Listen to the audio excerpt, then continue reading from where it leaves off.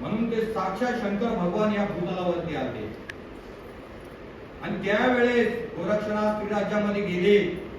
मच्छिंद्रनाथ त्या मायेमध्ये अडकलेले, फक्त ती माया म्हणून दाखवली मच्छिंद्रनाथांनी. ती पण एक गोरक्षनाथांची परीक्षा होती, कारण नियतीचा खेळ हा कोणा चुकलेला नाहीये.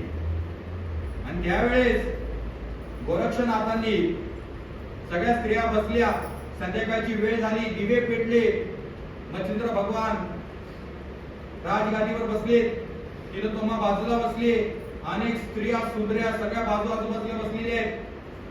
आणि त्या नाचणाऱ्या स्त्रिया आणि गोरक्षनाथ आपलं जे काय पक्वाद असेल, त्या काळामध्ये काय असेल त्या गोष्टी ते घेऊन बसले.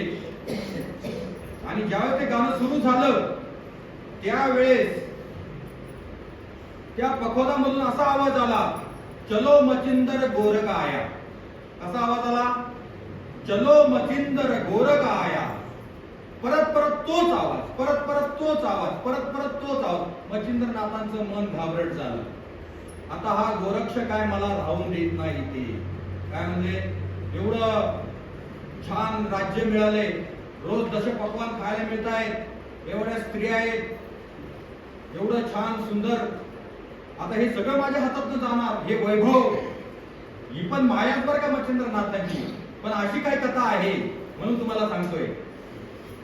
आणि त्यावेळेस मच्छिंद्रनाथांचा जीव कासावीस झाला. उठले त्या गादीवरून आणि बाहेर पडले भ्रमण करायला. परत तो डुमक्याचा आवाज, चलो मच्छिंदर गोरख आया, चलो मच्छिंदर गोरख आया. आणि मग मच्छिंद्रनाथांनी सांगितलं, जो ढुमकं वाजवतोय त्याला माझ्या दरबारात घेऊन या एकांतामध्ये. त्यांनी ओळखलं, हा माझा शिष्य आहे, हा माझा गोरक्ष बाळ आहे, हा माझ्यासाठी आलाय. त्यांनी एकांतामध्ये घेऊन गेले आणि गोरक्ष भगवानाने ते डोकं खाली ठेवलं. डोळ्यात अश्रू आले गुरूंना पाहून. बोले, हे गुरु राया, अरे तुमच्याशिवाय मला कोण आहे या जगामध्ये? ना आई, ना बाप, ना कोण. माझे गुरुच माझी आई आहे, माझे गुरुच माझे बाप आहे, सर्वस्व तुम्ही. तुम्ही मला कसे सोडून जाऊ शकता? बघा, गुरु शिष्याची बराच दिवस गाठ नाही, मन भरून आलं गोरक्षनाथांचं. रडू लागले गोरक्षनाथ. आता इथं आपल्याला थांबायचं नाही बोलले. या मायावी नगरीत थांबायचं नाही आपल्याला. हे आपलं काम नाहीये. आपण साक्षात शिव आहात, आपण योगी आहात. तुम्ही इथं राहिलात, जर जनहिताचं काय व्हायचं, लोक कल्याण कसं करायचं, सर्वसामान्य माणसं तळतळ करतायत, त्यांचा उद्धार कसा करायचा, चला आताच चला, आताच चला माझ्या संगती. पण तेवढ्यात तिलोत्तमा राणी आली. तिने गोरक्षनाथांना बरोबर फास घातला. बोले, बाळा, मी तुला ओळखलं, आता ही कपडे काढ आणि पुरुषाच्या रूपात ये. तू माझा मोठा मुलगा आहे आणि मीना नाथ तुझा छोटा भाऊ आहे. आणि त्यावेळेस गोरक्षनाथ बोलले, आई तू बरोबर बोलतेस, कारण नाथ संग्रहामध्ये आई आणि ताई हा शब्द श्रेष्ठ मानला गेलेला आहे. पण आम्हाला ना माय बाप, आम्हाला कोणी लागत नाही, सगळी माया नगरी आहे. ढूंढ रही है माया डगरी, नहीं मिलेगा कोई डगरिया रे. या जगात कोण नाही मिळणार. दूर दूर पर्यंत एखादा धनगर कसा मेंढर हाकत जातो, आता इथं दिसला तर उद्या घाटाखाली दिसेल तो. तसं नजरेच्या आड एखादा व्यक्ती गेला परत दिसत नाही. ही सगळी माया आहे. तू ये आता आहे, उद्या दिसणार नाहीये.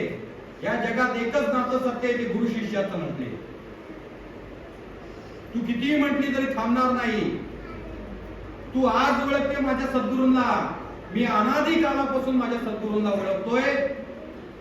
तू आता ओळखायला लागली. 4 दिवस पुढे तुझ्या संगती राहिले नाही, तू म्हणायला लागली, तू माझा मोठा मुलगा आणि हा छोटा भाऊ, कोणी कोणाचं नाही या जगामध्ये, अडकू नकोस मला. थोड्या दिवस थांबून ठेवलं गोरक्षनाथांना. आणि तिथे एक गुफा आहे मोठी. त्या माया नगरीमध्ये आसाम पासून, कामाख्या देवी पासून 150 किलोमीटर एक गुफा आहे. त्या गुफेमध्ये शिवरात्रीनंतर एक दिवस यात्रा भरते आणि त्या यात्रेमध्ये त्या स्त्रियांची पूजा केली जाते. ज्या वेळेस गोरक्षनाथांना त्या स्त्रिया म्हणजे तिलोत्तमा राणीने फसवलं त्यांना गोरक्षनाथांना आणि बोले, जा एक दिवस राहा, तुझं ज्ञान सांग, तुझी योग शक्ती सांग, तू काय अवगत केलंय, तुझ्या गुरूंमुळे तू काय काय प्राप्त केलंय, यांना शिकव, यांना सांग, यांना ज्ञान दे. असं खोटं बोलून त्या गुफेमध्ये त्यांना जायला लागलं. सगळ्या सुंदर स्त्रिया होत्या. कोणी अंगावरची मुदम वस्त्र काढली गोरक्षनाथांना त्यांना पाठवण्यासाठी, म्हणजे याला पाठवलं तर माहीतच नाही. गोरक्षनाथ निबरगट्ट शिव योगी हे स्त्री याच्यापासून त्यांना माया मोह काही नाही, त्याच्यापासून खूप लांब आहे गोरक्षनाथ. म्हणून नाथ दरबारामध्ये स्त्रीने कधी नाथांना सरासर जवळ जाऊन हात लावू नये, कारण नाथ हे स्त्रियांपासून खूप लांब राहतात. आणि त्यावेळेस गोरक्षनाथांचं डोकं फिरलं, अरे मला कशासाठी पाठवलंय आणि कशामुळे काय करतायत, कशामुळे मला लग्न होऊन दाखवतायत.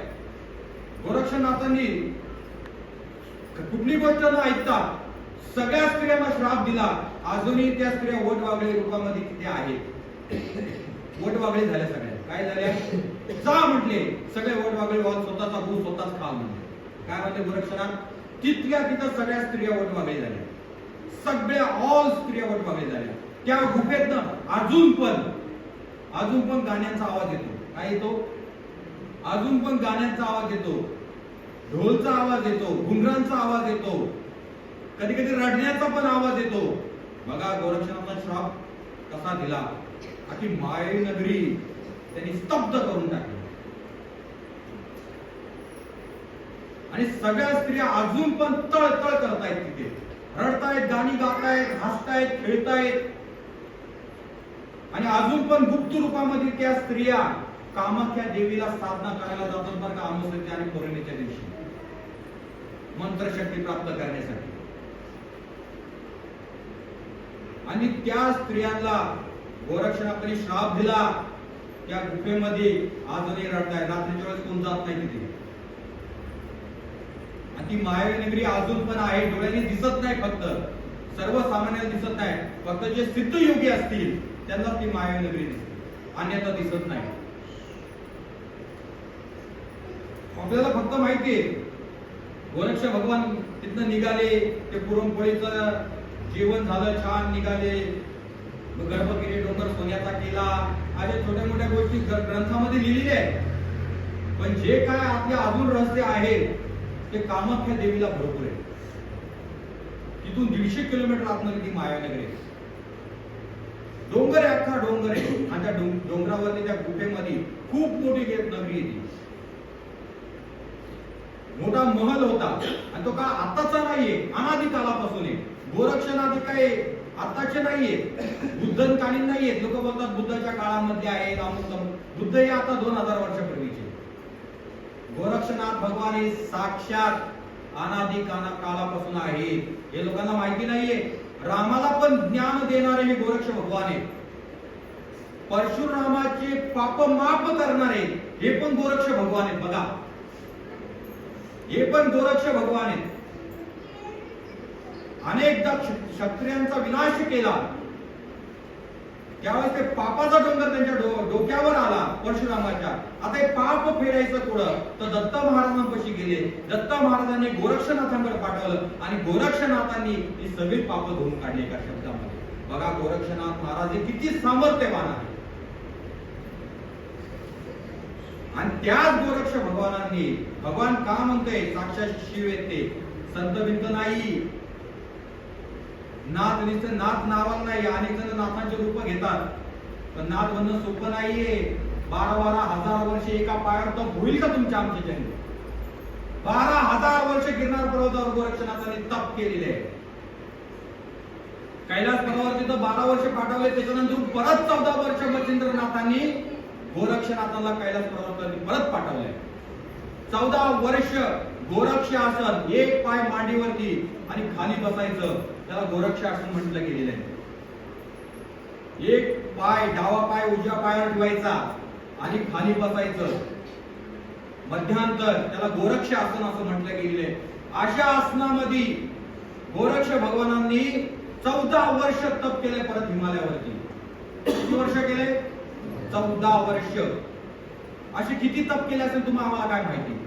आणि गिरनारवरती पण तिथं तर 12,000 वर्ष. आणि आपण काय बोलतो 2000 वर्षापूर्वी. काही लोक काही लिहितात, नाथ संप्रदायामध्ये तर काय माहिती नाही, जय मुखात काही बोलायचं. पण नाथ संप्रदाय हा अनादी कालापासून आहे. जे कानफाटे आहेत ना सद्नाथपंथी, त्यांना ही कथा सगळी माहिती आहे का ती परंपरा डायरेक्ट गोरक्षनाथांपासून आलेली आहे. जे संसारिक नाथ संप्रदायामध्ये आहे त्यांना एवढं माहिती नाहीये. जे सद्नाथपंथी आहेत, जे आतून कान फाडतात, ते सद्नाथपंथी झाले, ते संन्याशी असतात. त्यांची परंपरा ही गोरक्षनाथांपासून आलेली आहे आणि तीच परंपरा आज आम्ही पालन करतो. त्याला 12 पंथ असं म्हणतात आणि संसारिक जो पंथ आहे तो अर्धा पंथ आहे, म्हणजे टोटल 12.5 पंथ झाला. काय झाला? 12.5 पंथ. जे संसारामध्ये नाथांची सेवा करतात त्यांना नाथ संप्रदायाची दीक्षा भेटली. गोरक्षनाथांनी संसारात पण जे काही महान साधक होते त्यांना पण दीक्षा दिलेली आहे आणि त्यांच्यापासून ती परंपरा चालू झाली आणि आज ते नाथ संप्रदायातले योगी तुमच्या आमच्या समोर उभे